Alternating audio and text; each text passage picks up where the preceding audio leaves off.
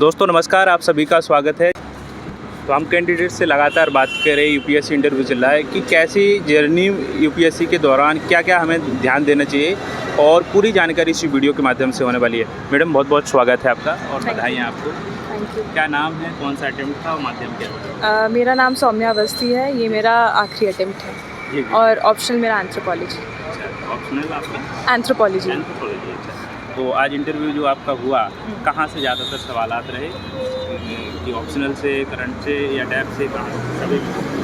कुछ questions women issues पे थे, कुछ मेरे डैप से ही थे जी जी।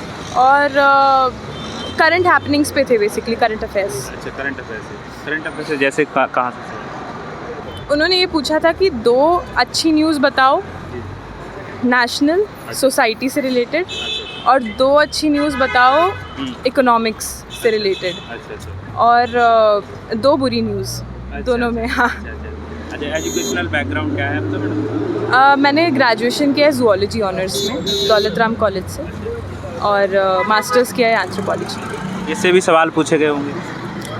नहीं, इससे नहीं पूछे गए ज़्यादा। जहाँ से बिलोंग करते हैं उसके बारे में भी पूछा है कुछ सवाल? नहीं, उससे भी नहीं। कहाँ से हैं मैडम आप? मैं गाज़ियाबाद से हूँ, बट हाँ NCR से एक सवाल पूछा था। अच्छा, एनसीआर से सवाल क्या पूछा था मैडम? कि मतलब जो NCR वाला कॉन्सेप्ट है क्या वो सक्सेसफुल है कि नहीं। अच्छा, प्री मेंस इंटरव्यू काफ़ी लंबा सफ़र होता है, स्ट्रेटजी इसकी क्या थी आपकी? तीनों स्टेज के लिए बारी बारी से बता सकते हैं। प्रीलिम्स में मोटा मोटा ये था कि ज़्यादा से ज़्यादा टेस्ट सीरीज़ करनी है, कंटेंट को रिवाइज़ करते रहना है every day.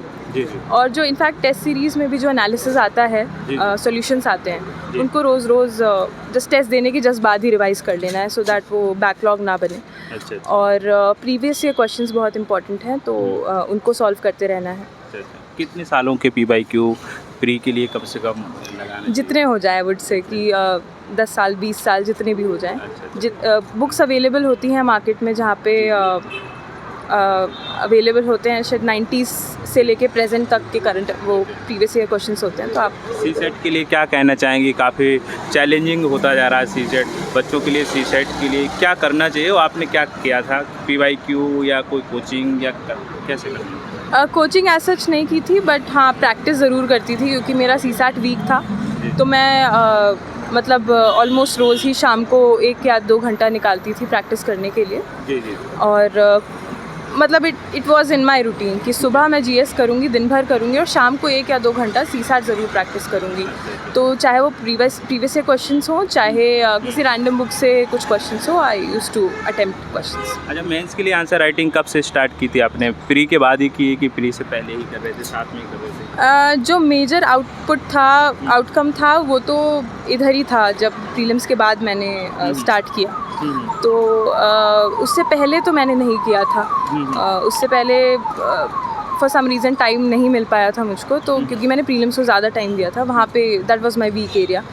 So after that mains prelims का जब एग्ज़ाम हो गया था, उसके 1-2 दिन का गैप लेके मैंने फिर प्रैक्टिस शुरू कर दी थी। कोई सिचुएशनल बेस्ड क्वेश्चन पूछे गए आपसे वहाँ?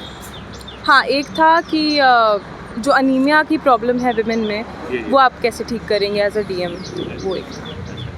अच्छा मैम, NCERT के लिए क्या कहना चाहेंगे? NCERT पढ़ें या छोड़ें? इसको बच्चों के लिए ये भी रहता है कि हमें डायरेक्ट स्टैंडर्ड बुक पढ़ना चाहिए या NCERT पढ़ना चाहिए, क्या कहना चाहिए? NCERT आप एक बार पढ़िए या 2 बार पढ़िए और उसके नोट्स बना लीजिए। जब आप प्रिपरेशन स्टार्ट कर रहे हैं फिर उसको रख दीजिए, मतलब बार बार उसको करने का कोई आउटकम नहीं निकल के आएगा, क्योंकि एक बेस आपका बन ही जाएगा, फाउंडेशन बन जाएगा। उसके बाद फिर आप स्टैंडर्ड बुक्स पढ़ते रहिए। अच्छा। और 2025 का भी एग्ज़ाम होने वाला है प्री, तो अब इस समय से आपने क्या किया था और क्या कहना चाहेंगे जो देने वाला एग्ज़ाम, क्या कर देना चाहिए? मैं ये कहूँगी कि 2 महीने बचे हैं, तो आप prelims is the game of practice, दोनों ही पेपर्स में, GS और CSAT दोनों में ही। तो आप दिन भर रिवाइज़ करिए, प्रैक्टिस करिए। मैंने फॉरम IAS का एक SFG भी ज्वाइन किया था, जो सुबह 7 बजे शुरू होता था, 1 घंटे का होता था। मैं रोज़ उसको मतलब विदाउट फेल मैं उसको अटेम्प्ट करती थी।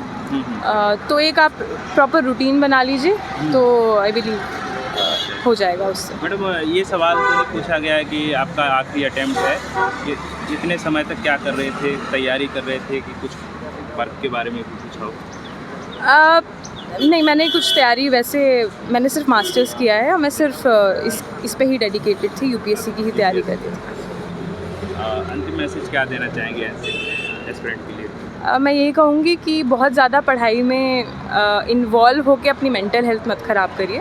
Do focus on your mental health. बाहर जाइए, थोड़ा घूमिए फिरिए, फैमिली के साथ बैठिए, दोस्तों से मिलिए, पढ़ाई भी करिए, उसको इग्नोर नहीं करना है, लेकिन आपको लैक्स भी नहीं होना है कि आपने पढ़ाई ही छोड़ दी।